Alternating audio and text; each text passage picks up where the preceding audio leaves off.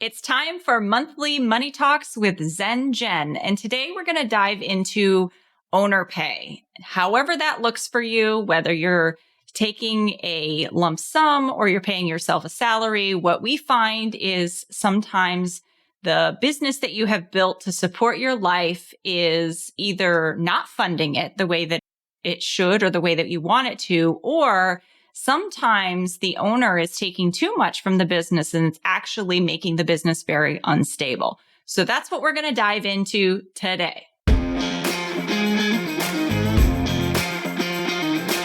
Hey, you leader, entrepreneur, business owner, solopreneur, whatever you call yourself, we know you're a visionary business builder, wealth seeker looking to combine a passion for doing good with leading consciously. It's time to shift from a traditional focus of pure wealth accumulation to one that integrates well-being and fulfillment. You're here for a purpose, and it's time to shine your light. So here we go.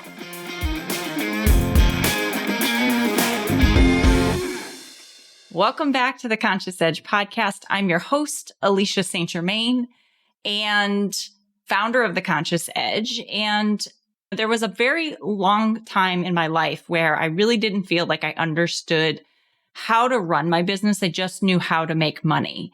And over time and a lot of experiences and working with Jenn Baas of Peak to Peak Solutions, I have really overcome those stories that I tell myself and have become someone who feels very solid in how you run business and pair that with what you do for work, but also how you do that within your passion and what drives you and the missions that you serve in the world. So that's the work that Jenn and I do together now at the Conscious Edge, is helping women business owners create businesses that are solid and feel good, but also fund the life that they want so that they're not building a business that leads to burnout and ultimately it becomes not worth it. So Jenn, welcome back. Thank you. So good to be here. So we were just talking before we hit record. So before we get into owner pay. So I'm having a week. At the time that we're recording this, I went to go get my camper ready we do an annual camping trip with my family every year. Have been doing it for 30 years. Got myself this great little pop-up during COVID. Turns out I bought myself a lemon, so it's done nothing but leak the whole time. And this year I opened it up and the entire ceiling was wet. So we had to pull down the ceiling.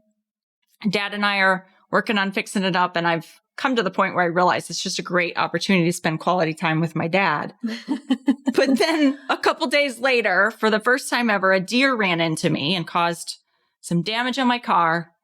And so then the other car they were driving, the compressor went out in the air conditioning. And I just feel like after a winter of severe sickness, I'm like, Jenn, is my life harder than other people or like what? Because this feels crazy. And you gave me the best advice because I know you talk to everyone. I know that people pour their hearts out to you when you're sitting with them in their financials. So like, tell everyone what you told me because I thought it was so helpful.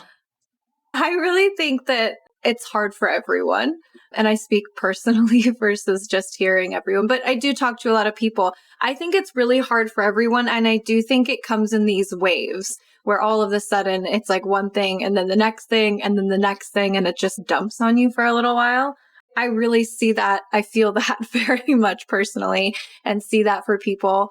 I think we have a perception and just some of the cultural messaging that like life is supposed to be easy and like you've made it when it feels really easy. And we see all the social media stuff that makes everything look super easy. And so I think we have that internal kind of thing like, oh, it's just supposed to feel great.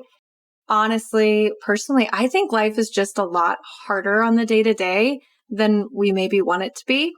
And for me, where I've landed with it is expecting it and not fighting that so much makes it a little easier to go through. But it does. It piles on sometimes. It really does. It all comes at the same time. It does. And I wanted to share this and I wanted you to share your perspective on it too, because I think that more often than not, it does feel like something is always coming up here and there. And it's like, I told my friend I sat by the pool on Friday and I was sad about the deer and I was sad about everything that was just making it stressful. And I said, I just needed to not adult as we're watching our kids play in the pool. And she goes, you're adulting right now. It just looks different. I go, no, this is not adulting. Adulting means the business of life. This is living life and being in the moment and finding the joy. But I know that our listeners have experienced this. And I think what was so helpful for me just a few moments ago, you said, I think if you just realize that this actually is just life, it's just what we go through, that you stop thinking it should be different. I think that's the key for me. When you stop having that internal conflict between how you think it's supposed to feel and it's supposed to be easier, this shouldn't be happening. For me, at least, it feels then you're not just fighting that piece. You're able to just deal with whatever's happening and you don't have that piece backpacked onto you as well.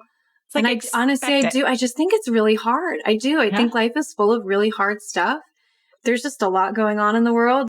And then there's a lot of little daily stuff that feels hard, stuff that maybe in the grand scheme of thing isn't as big, but just compounded all together can feel hard.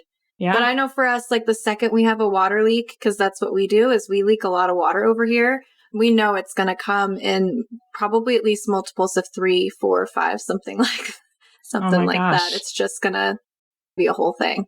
Yeah. And I think that's a testament to, I think through this whole thing, it was really fascinating just to watch how far I've come. And if I could take the lesson away from it, was as we're pulling the ceiling down, I'm just not having any reaction. I'm just like, okay, this is happening. A lot of people would be like, junk the camper, but my dad is Mr. Fix-It. And like, he's like, we can fix this. We got this. And also sometimes I like a project, but the capacity that I have built to not fall apart and to be able to compartmentalize and say, okay, well, right now, these things are not a priority. What's a priority is I'm prepping for a conference that I'm going to be speaking at. Mm-hmm. So it's like, just set it on the shelf. This is where your emotional capacity grows, where you really build the way that you lead yourself and the way that you emotionally handle things without falling apart, without losing days or weeks. It's huge. We're still recording the podcast. Later on, I'm going to drop the car off to be fixed. And I think through the whole thing, the hardest thing for me was just the loss of life with the deer. And I know that it happens, that's so but like, sad. That breaks my heart more than anything. Like, I just remember going, no. Like, and I'm thinking the whole time, I don't want to hurt the deer. It's the worst. We had an elk trapped in our pasture that got stuck in our fence last fall. It got its leg trapped in the fence and we had to cut it out. But it ran off, but we were like, it's like looked not in great shape. And it's just so sad. It just kills me. It was so sad. It's always the hardest part. That's the hardest part. Yeah. So on that note, let me just say to you, listener, like whatever you're going through, it's temporary and you will absolutely get to the other side. And you are most definitely the type of person that makes your way through. And it's just lifing. So stop expecting it to be different and let it be what it is and know that you can handle it. So absolutely. For those of you who are new to the podcast, we do monthly money talks with Jenn every single month, and we produce this podcast every single week. So if you enjoy today's episode, make sure you hit follow or subscribe from wherever you are listening. And clearly, we cover the entire gamut of being a human, building a business, and trying to figure it out. So today's monthly money talk with Jenn is going to be focused around owner pay and whatever that looks like for you. I think the place to start, Jenn, is what do you mean by owner pay? What can that look like? Yeah, that's a good starting point. That functionally, depending on the structure of your business, that can take its form in a variety of ways. What I mean when I say owner pay is just the amount of money that's getting paid to the owner. So that could be in the form of like a regular distribution or draw. Those two words mean the same thing, so you'll hear those interchangeably. Some people have an S Corp election or are an S or C Corp, and so they're getting a salary. And they might get some in salary and then some in distributions or draws. And then you just really run the gamut in terms of how everything is structured. So some people might be taking really regular pay in the form of a salary, even if it's being paid with a draw or distribution where every month or every week or whatever, they're getting a certain amount. Some people are doing that more in the timing with the profits. So maybe every quarter or just as there's funds available. So we really see, it really runs the gamut that I see in terms of how people are paying themselves, if at all, in terms of how regular it is or in what kind of combination that it's happening. So one of the things that often happens, so we work a lot with big assumptions. And if you don't know, a big assumption is a belief that you hold unconsciously that informs how you feel, the actions that you take, and it's all from a place of self-protection. So when I hear you talk about extremes of either someone is not paying themselves or someone is actually paying themselves maybe too much, those black and white extremes are almost always going to tell me that there's a big assumption at play because it's like, if I pay myself, my business won't survive. Let's just make it very easy. Or if I don't have certain things, then I won't survive or I'll be rejected by my community. So there's a lot of emotional reasons and thoughts that cause people to operate in these extremes. Which side do you want to start on first? I would say what I see the most commonly, I see people who aren't paying themselves enough or are not paying themselves at all. So that's probably of the people that I sit down with, like in a discovery call. And I always ask that question, like, are you paying yourself? And is it as much as you want or need it to be? I would say probably like 70 to 80% of people say that they're either not paying themselves or they're not paying themselves at the level that they want or need for their own personal needs. So maybe we'll start on that side. Okay. It's more common. And so why do they say they're not paying themselves? That's a great question. From their perspective, there's just never any money left. So from their perspective, they're taking care of everybody else first, typically.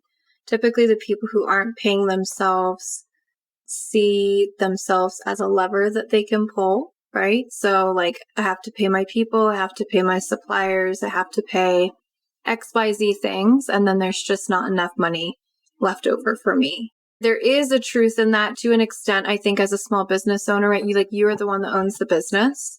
And so there may be times when things get tight where that's the move, is like, you own the business, you do have to take care of everybody else. I think that there's actually some honor in that, just in making sure you're satisfying those obligations and taking care of your people first. But it can very quickly become a habit where your solution ends up being, oh, I'm just not going to pay myself, instead of fundamentally like going under the hood of your business to try to understand why it can't afford to support you and do all of the other things. And that's, to me, the really critical piece is like, if you're a business owner who's finding yourself in that position and you just can't ever manage to pay yourself, or you're not able to do it at the level you want, to me, that means there's a fundamental problem that can be fixed. Like, I've never seen one we can't fix. Sometimes there's a lot of creative solutions. And I'm not saying it's easy, but that's really the hard work that we want to step into, is like, what kind of business do we have and why can't it afford to pay you? And what fundamental changes do we need to make so that it can support you as well as everything else? When I first started working with you at the end of last year, end of 2 years ago, oh my gosh. Yeah. And I had this realization that I paid my contractors 3 times more than I paid myself. Yeah. And that was a big aha for me. I imagine that's one place where a business oftentimes will leak money, is in support personnel. Absolutely. Where else do you look when you're sitting down? Because that was the next thing, was like, okay, you did ask me, Is your business paying you what you need it to pay or want it to pay you? And the answer is no. And then where would you look when you're sitting with a business owner to see if their thought that they can't afford to pay themselves as much as they want to, or if at all? Where do you look to see if that's actually true? I always go back to that financial plan that I know I probably get annoying because I keep talking about it. But for me, that's so clarifying because you do put it all out on paper. Mm-hmm. So when we talk about like, okay, what are our revenues? What's our expected revenues? What's our costs? What's our operating expenses? And that is a very simple mathematical equation, right? So revenue minus cost minus expenses gives us profit that should be available to be paid out to that owner. Because the reasons can be so varied. It can be 100 different reasons why it's not working, and that can be really clarifying. Sometimes it's about the business owner understanding the impact of the choices that they're making. So sometimes we might see somebody who says like, I don't want to do any of the admin. I don't want to do any of the bookkeeping. I don't want to do any of XYZ. So I'm paying all of these people to do it. And that just the reality of the choices is like, well, we're also not producing enough revenue to be able to support all of that administrative support for you and have the business generate enough to pay you as well. And so a lot of it's working through some of the decisions or the impacts of the choices and not necessarily judging them as good or bad, but saying, okay, like, cool if you don't want to do all that admin work. If that's the case, then we have to grow the revenue enough that we can support all of those things and pay you. So it's really looking at like, here's where you're spending all of that money. And is it just a timing gap where like we're scaling up and we're starting up and we're going to get there? Awesome. Great. But what I see often is it becomes a habit where we start making all these decisions and we're like, we're going to do this and we're going to do this. And the priority never becomes on the owner's pay because that is a lever that they can pull. And so very quickly, they solve the problem by not paying themselves instead of looking for those other things that they can work on, either maybe waiting on an expense, right? Like you've talked about on the podcast this year, waiting on a training course or certification course you were interested in, having some of that delayed gratification or saying there's a period where I'm going to have to do these tasks I don't love. I'm also going to be able to get paid. And then as the business grows, we can start to hire off some of that support. So some of it's just like putting it all on paper and then talking through the reasons why. Some people will look at that and be like, oh, that makes sense. And I can cut in these areas and be able to do that. For some people, it's just, hey, we got to grow the revenue, more cost awareness and things like that can come into play. And I think this piece on the financial plan that we just put those together. I guess not just, it's been a couple months now. We put together within the financial leadership lab that you facilitate for us inside of the Exponential Entrepreneur. We put together these financial plans. And it's interesting because I was talking to another entrepreneur the other day and I asked, like, do you do a yearly budget? And the answer was yes, but I never look at it again. And I just like kind of know like, okay, yeah, it works on paper. And then I go about it. So we're talking in the lab right now about ongoing monitoring and good practices. But what I found so interesting when we made that financial plan is it really did tie my decisions to actual numbers. And I'd never had that kind of insight before. I think that this is where you and I ended up teaming up is because there are books out there that promote coaches that promote like who is going to be on your team, who not, I'm thinking of like who, not how. And so they promote who, not how, like who are you hiring on your team and how do you grow? And you do that by adding people to your team. But if you're doing that in silo, like just based on coaching without tying it to the numbers, and you're not dry, like the whole point of who, not how is that it's supposed to free you up to do what you do best. And if you are having some challenges driving revenue, that's in your mindset. That is a big assumption, likely, that is operating in the background, and it causes people to plateau. And so it can be a money belief where you might have some unconscious money beliefs that if you make more than a certain amount, there's maybe an increased responsibility that goes with that you're not sure you're capable of handling. There's judgments of what it means if people have too much money, like if they're too well-to-do, maybe they're like bad people. Oh, yeah. So if you're doing those types of things that you're supposed to do to get things that are low value, I don't want to say low value tasks, but like tasks that are not really your zone of genius, and you cannot grow that revenue, that's the work.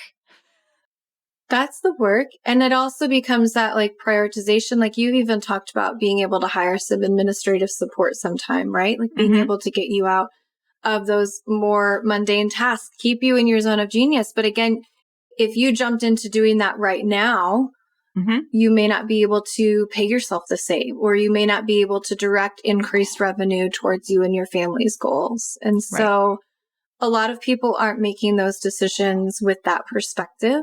And in some cases, I think like there's a lot of benefits, all of the education that's out there, but it's really easy right now to like hear something on a podcast or read a book and then just run with that one idea without the full context of like, maybe it's not the right move to hire that admin person, or maybe it's not the right move to do that thing within the context of the financial picture. So I think if more people could evaluate it against what are their goals, and if one of their primary goals is paying themselves or paying themselves more, we have to view every decision that we make through that lens. And is this something that's going to take us towards that specific goal, or is it going to take us away from that goal?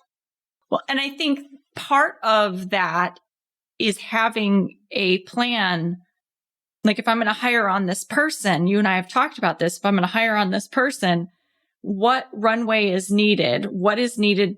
Like what kind of trajectory or plan needs to be in place? And what are the KPIs? Essentially, what are the actions that need to happen in order for us to track and make sure that it's going in the right direction, that we're doing that strategically. Yeah.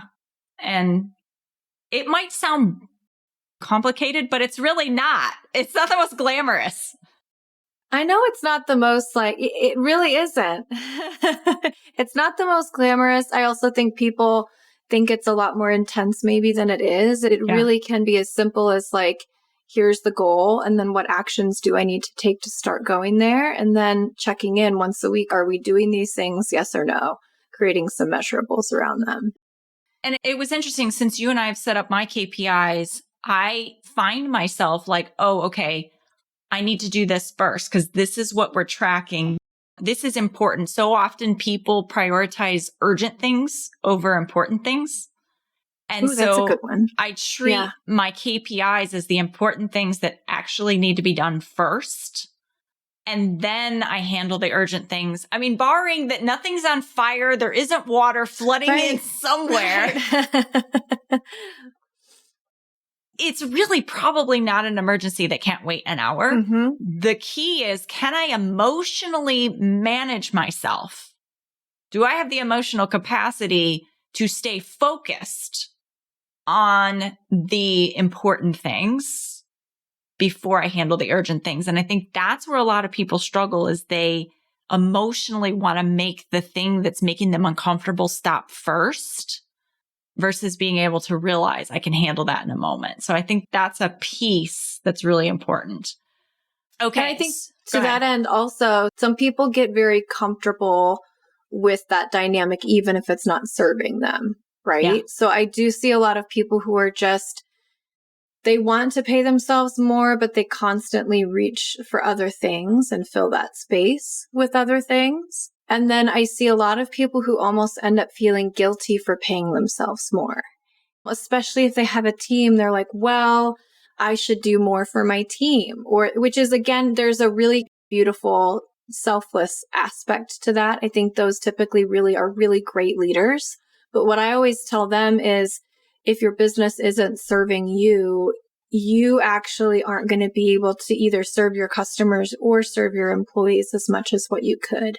And so you really want to create a business that can support you and make you happy and bring you the financial freedom that you want, because that's actually what's going to overflow and allow you to accomplish all of those other really great things as well. And so I do encounter that. There's a lot of business owners who have this push and pull between, like, I'm so upset that I can't pay myself more, or I don't pay myself more. And then I'm like, okay, then let's do that. And they're like, ooh, I feel guilty. Like, I should maybe give everybody raises, or I should maybe do this other thing. And they really struggle with putting, even when we create the plan to support that, there's more of that struggle of actually executing it because of those other things underneath it. Mm-hmm. And I'm curious your thoughts with that, just with the work that you do and seeing your perspective on those dynamics. Oh, for sure. I mean, I was immediately going, oh, okay, I've heard this big assumption before within my client base. It's, if I am being paid the most, I have to be the one working the hardest. And that happens all the time. And we have to go, okay, well, hang on. Let's look at, what does work look like? Yeah. Let's talk about, what is taking on risk worth? They oftentimes don't assess that you have all the risk as the business owner. All the risk, all the responsibility. Yeah. But I have to physically be working the hardest. So I have to sleep the least. I have to physically be present. I have to be attached to my phone at all times and answer things immediately. And those just aren't true. And so we go to testing what happens if we empower your team more? What happens if you take Saturday off? What happens if you stop work at 4 p.m.? Can you really not handle it? And that's, again, where the emotions will start to drive you. If you're not aware of them, is oh, I feel anxious, so I couldn't sleep. So I woke up at 4 o'clock this morning and then I went to work. And I'm like, yeah, no, we sleep. So again, these are all things that we work through. And so you do that in the financial leadership lab. You handle the strategic side of things and ask the really good questions. And then when we look at the big assumptions and the immunity to change and the operating systems, essentially the operating systems that are running in your brain like a computer, if we keep loading new programs onto an old operating system, it doesn't run real well. So it doesn't matter how much strategy or tactic you put in there, the old operating system. And then, like we were saying before, this is what I love about our collaboration is sometimes these things don't feel that exciting to look at, or they seem complicated to look at. And so we have the implementation and focus lab where we literally come together as a group. And I've told my people, just make part of this time your money time. You just review your financials. Jenn comes. She's there to answer any questions that people have. And we're not teaching people to be their own bookkeepers. We're teaching them to be the CEOs that can review their numbers and make key decisions in their business. So I love the holistic synergy. Absolutely. That happens inside of it. So, okay. So now are we ready to flip to the other side? Yeah. Other end of the spectrum. I think fewer people end up on that side, but there are definitely some that do. I'm curious.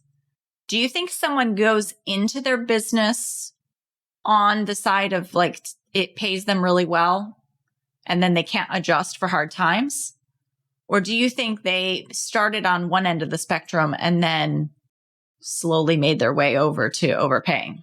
I think that's a good question. And I don't know that I have a definitive answer. I think there are some people who struggle bust for so long to pay themselves that when the business finally could support them, they decided damn it, why am I doing this? If I can't pay myself, it has to do it. And so they force that edge.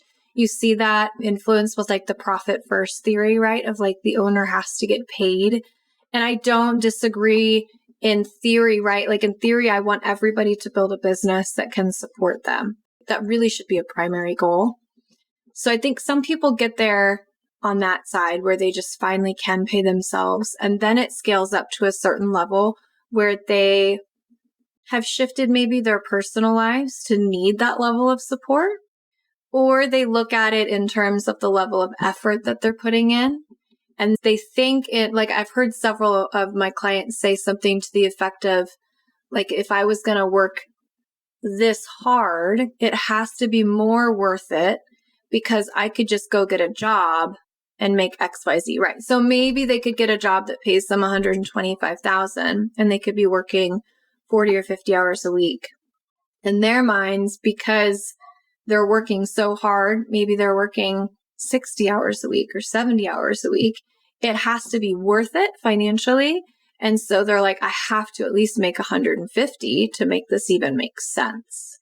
And I understand that thought process, but where it can be problematic is that just because that is true for yourself or that's true for how you're thinking about it does not necessarily mean that you've created a business that can support you at that comp level in a healthy way. Mm-hmm. Or maybe it can at optimum performance and maybe the market shifts and you have a couple of down years or your margins expand or whatever the case or shrink, whatever the case may be. As things ebb and flow and change, those types of owners tend to get really stuck on the fact that like they have to have that number and it's come hell or high water. It's there because they need it to be there for financial reasons, or they need it to be there for more like emotional reasons. If like, it just doesn't make sense for me to do this unless I'm earning more than what I would earn working for someplace else. And I think there's elements of each that can be okay, but where I see it go really wrong and be detrimental is when they actually haven't created a business that can support that sustainably, or their business has changed. And maybe it could at one time, and now things have changed and they're continuing to put that pressure on.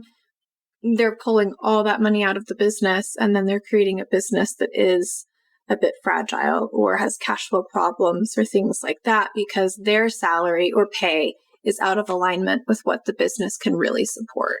I think that's really insightful information because as I'm sitting here and I'm thinking about, one, you've built a lifestyle that you actually it has to keep working in order for, you built a beast that you got to keep feeding. You got to keep feeding it. You got to keep feeding the lifestyle. And so that can be really stressful because sometimes I've been with business owners and they've had to make some hard decisions to change their lifestyle in order to build back with a strong, healthy, like do some pruning as we talk about.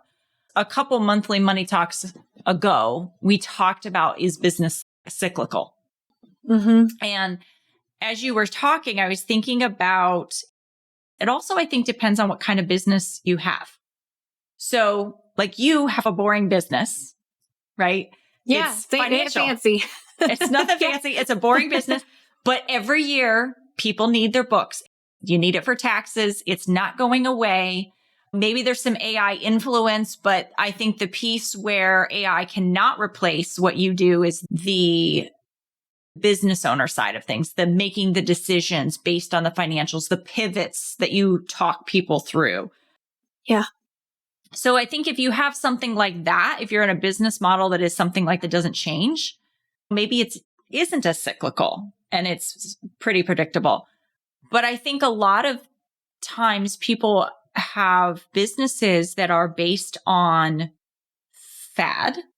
So I think about like cupcake, cookie pop, all those little like bakery type things that become a trend. And that's the only thing they sell until it's no longer a trend. Yeah. Those kinds of businesses have to pivot as consumption, like the customer consumption changes. Or as the economy doesn't support luxury product, that's another. If you're in a luxury space that's not as firmly in, like Starbucks coffee, I feel like it's probably the one area everybody's going to always spend $5 on a drink. But a lot of those other more luxury based products, there are a lot more market sensitive. Yeah. Well, even Starbucks has struggled. Yeah. Mm-hmm. So, and then I think about how we talked in that particular episode, the unpredictable things that can change your cost of goods sold, like as gas prices increase, if you're in lawn care or anything that requires gasoline or oil to do your business, or your products, shipping your products in, tariffs. Those can all not necessarily be cyclical, but they can create hard times. Absolutely. Real estate's one I see this a lot in too. Just the market itself changes. I think we all saw that pop when the market was easy, and then like the rise of HGTV making it so just popular. Everyone doing fix and flips and that being this glamorous thing to do. You saw a lot of people get in there. And especially if they got in when the market was easy, they might have had a lot of great success. And all of a sudden they leveled up their personal life. Like now they're doing all the fancy things and they're driving fancy cars. And then that market bottoms out or things start to get a little more realistic in the challenging nature of that. And people's revenue just dropped pretty considerably. And again, now all of a sudden they're stuck at this lifestyle level that has become much more difficult to actually support with what their business is doing in that given time. Yeah. I think it's a call for business owners to be resilient. I think on that side of things that you really have to watch entitlement. You know, if you feel entitled, like I've done the hard work, I've done that. It's where we started. Yes. It's where we started this podcast. Like, isn't it supposed to be easy finally? I think that's what everyone's looking for. They're looking for it to be easy and to live that high, easy Instagram life that everyone kind of chases. Yeah. And it's like, watch your entitlement and build your resilience. And during those times when it's hard, make the hard choices, make the adjustments, prioritize the things that are actually in alignment with your values. If that's quality time with the people that you love, I would rather. So I asked my daughter the other day on the way home from my dad's, and I was spending some time fixing up the camper. And I asked her, I said, sometimes I prioritize some things, my time doing some things that I'm concerned takes me away from what's important to you. And I was like, would you rather tent camp? And I'll just like be there with you guys fishing when we go to Grampy's.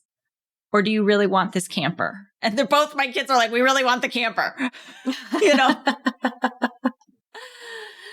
But Fair. my point is, we had the conversation. Sometimes we build these big lives that we think that we need to have because we've attached our worth or what it means to be successful or having made it to what you have. And in reality, you're not prioritizing the things that are actually most important to you because you're so stressed out and you're like chasing the dollar. And so I think just having the conversation with the people that you love and stopping and reconnecting to the vision will help you make some of those hard choices. But yeah, I think that's what I would say to the people who might be on that side of things who are stressing because they've built a big life and now things have changed. It's like, this is just how it goes.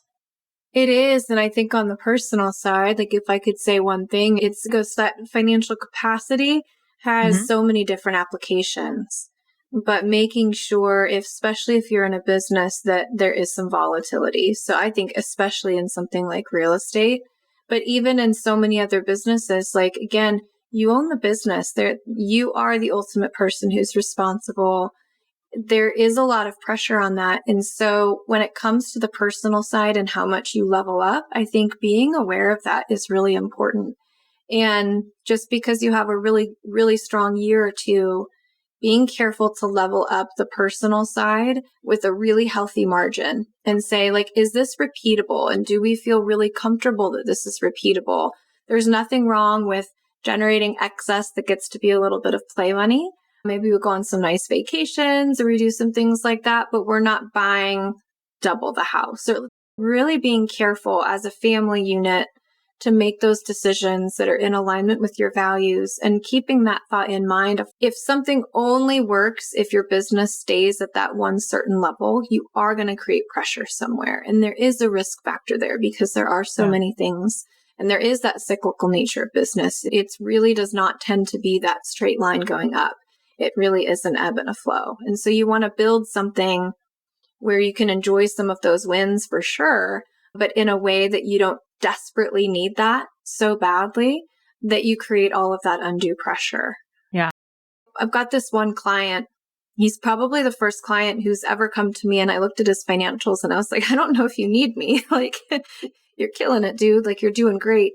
He has stayed so reasonable with what he takes from the business. Like, he's grown a really good business. He has not gotten to that point. Like, his business has been very successful and he's playing the long game. He wants to create a healthy business he can sell someday. He takes a very reasonable salary. He probably underpays himself. He must live, right, in a way that is within those means. And over time, that's probably going to pay off hand over fist when he goes to sell that company because his valuation is going to be so much higher. So it's really fascinating to watch that in so many financials and how the business owner treats himself. And I think finding that middle ground, which I think is harder, is healthiest for the business. Like, I want every business owner to be happy and satisfied and excited to come to work and taking home what they need from it, as long as it's in proportion with what the business can comfortably support. And I think shooting for that is, I think, the best place. That's the abundance to me. The places where you are not paying yourself because it could all go away, that's scarcity. The place where you are overspending with no plan and just saying, oh, it's just going to show up, that's delusion. And also from scarcity, like, I deserve the entitlement, I have to spend in order to make the money come, like some of that manifestation practices that are not backed up by a plan. Those types of things are all scarcity. That's like avoidance, not wanting to look. And I think the work that we're doing together is really creating true abundance. It's, you are capable, you are smart, you can learn. This isn't a fixed mindset. This is a growth mindset. We are curious. We are working on ourselves. We are working on our businesses. We are spending time being really targeted around what lights us up and what are our true gifts within the business, and making decisions of how to grow, how to build capacity. I don't even want to say grow, because some people don't want a bigger business, but how do you absolutely build the capacity to enjoy your life? Because that is something you have to build, is the capacity to enjoy it. 100%. I have learned that recently myself. Build the capacity to sustain the business. Yeah. So it's all about building capacity. So, Jen, do you have any final words on this topic? I'd recommend anybody who's listening to this to ask yourself which camp you might land in, right? So are you in that camp of you aren't paying yourself enough? You're not paying yourself at all. Especially if you're not paying yourself at all, I really ask you to make a financial plan and start to do the work of understanding what you need to shift so you can pay yourself, and join us in the Financial Leadership Lab if doing that on your own feels scary. Yeah. And then on the flip side, if you are somebody who is aggressively taking from the business, making sure that you're doing that in proportion with what the business is really generating, and that your lifestyle is sustainable if that business top line shifts or the margin shifts or anything else shifts. I think just doing a little self-reflection on where you might land on each side of those two things, and see how that pans out. If you want support with that, I encourage you, join us in the podcast club. But also, if you know that you need help, I want to invite you to book a call with me at consciousedge.com/capacity. We will go through all of these aspects of your life, talk about what your vision is, figure out where those problem points are. Whichever side of the camp you're on, we are here with you. There is zero judgment. We get it. Like, I have talked to so many people in both camps, and I've been in both camps and had to make hard decisions. So I would just say to you, zero judgment, zero obligation. It is a conversation. If you are like, I know something needs to shift. I know that I want my business to feel differently. I don't want it to feel this heavy. and I want to enjoy my life in the process, and something rang true with you today, book that call with me and we'll discuss your options. So with all of that being said, Jenn, thank you so much for being here. Absolutely. Thanks for having me. And I'm sending you so much love. Thanks for listening to the Conscious Edge podcast. Make sure you subscribe and take a moment to be kind and share this episode with someone you care about. Leave a review to help us bring more compassionate leaders building businesses and creating wealth to the table. And for show notes, head over to consciousedge.com/podcast. This podcast and the linked materials are presented solely for general information, educational, and entertainment purposes and should not be taken as personal or medical advice or any kind of mental health treatment. Please consult a medical or mental health professional if you feel you need such services. Please be advised that all investing and entrepreneurial endeavors involve risk, and the use of the education and information on this podcast and linked materials is at the user's own risk. This podcast is part of the Sound Advice FM network. Sound Advice FM, women's voices amplified.